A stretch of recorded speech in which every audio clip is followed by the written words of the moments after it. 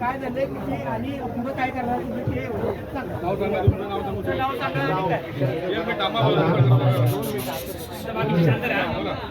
माझं नाव चंद्रा मसाला आणि सगळा बाहेर टोटल 5300 आणि वरई आणि गाव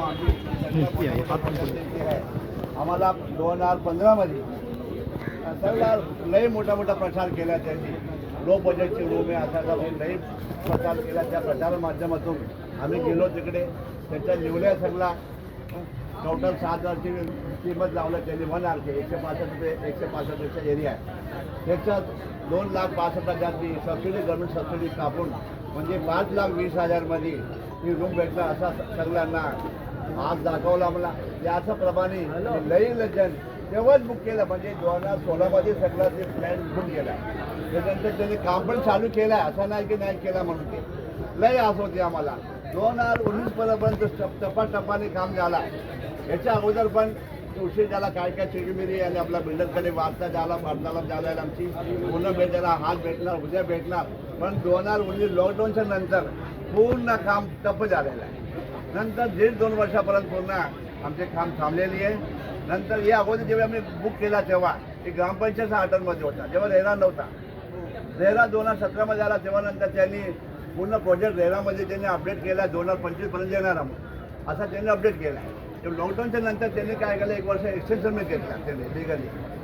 तरी आज नाही उद्या भेटला सारखा आम्ही एक्सटेन्शन घेतला त्यांनी.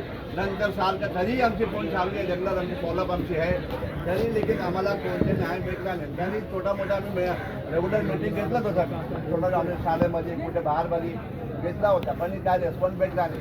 आता मेन प्रॉब्लेम काय झाला आम्हाला आता 2024ला म्हणजे ऑगस्ट 2024ला तो बिल्डरने काय झाला मेन कप झाला.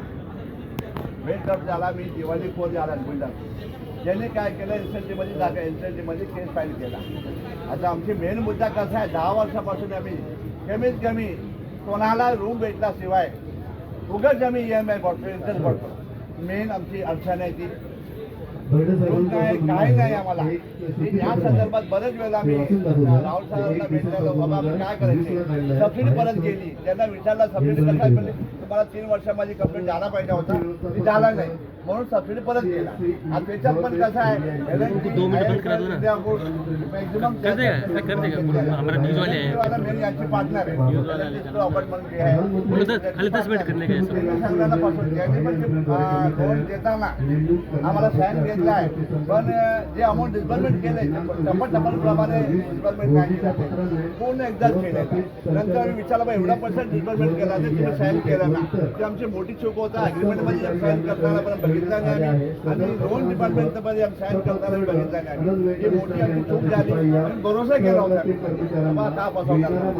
या संदर्भात रुटीन आता जे मेन झाला आता ऑगस्टमध्ये जे एनसीएलटीने विकास केले म्हणून त्यांना अपॉइंटमेंट केला कोर्टने अपॉइंटमेंट केला. त्याच्या नेतृत्वाखाली आता 6 महिने झाला आहे.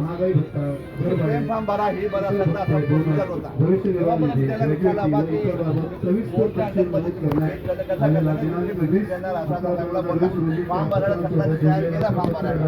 पण तेव्हा आम्ही विचारला बा तू फॉर्म प्रोजेक्ट अंडरमध्ये फॉर्म कशाला काय भरता तुम्ही बिल्डर कशाला भरता बँक करून चालेल ते भरायचं चुकीचे आहे.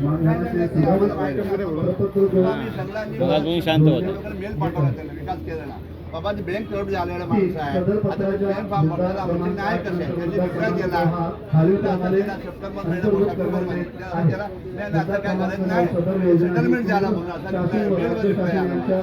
नंतर पण रिप्लाय आला ठीक आहे बघू त्यांना आम्ही सर्व शांत झालो.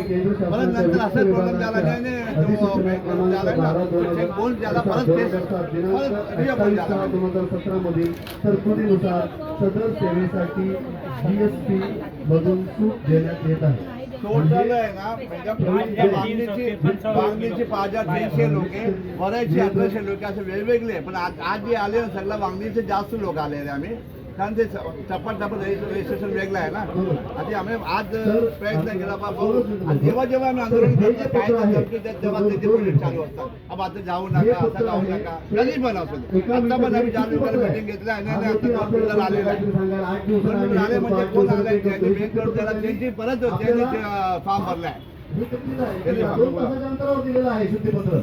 तर आज आपल्याला उपोषणाला प्रवृत्त करण्यासाठी ते काहीतरी गाजर दाखवतील, गाजर दाखवतील, तर ते गाजर आपल्याला घ्यायचं नाहीये. नमस्कार सर, मी एक्झर्बी आहे बाहेर C4 रवींद्र यादव. तर जसे आम्ही आज एवढे जण आलेत ना, पूर्ण जण नाही आलेत. आम्ही 5300 बाहेर आहेत आणि 5300 मध्ये बाहेर आहेत साहेब. 10 वर्ष झाले. 2015 मधून आमची बुकिंग झालेली आणि रजिस्ट्रेशन 1 ते 2 वर्षानंतर झालंय सगळ्यांचा, आणि लोन स्टार्ट झाली 1 वर्षात.